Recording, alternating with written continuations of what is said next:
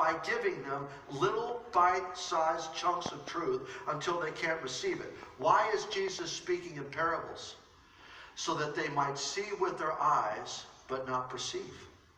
They might hear with their ears, but not understand. I have a question for you. In Exodus chapter 7, how did God harden Pharaoh's heart? 10 plagues. Pharaoh had every opportunity to turn and do what God commanded.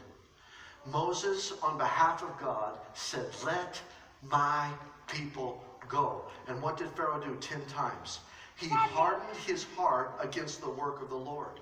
What does Jesus say is friendship? John 15. "You're my friends, and I call you friends because I have revealed all of these things that my Father has disclosed." Friendship to Jesus is intimate revelation. It's the secret of spiritual truths. How do you know if you're under judgment? Because when you begin to open the Bible, it doesn't come to life to you. When you begin to cry out to Jesus, nothing from heaven begins to come. You're listening to the voice of the preacher, and you're saying to yourself, "This is a bunch of nonsense. I don't care what's happening." Friend, can I ask you a question? When's the last time you took what God said is true and you acted upon it?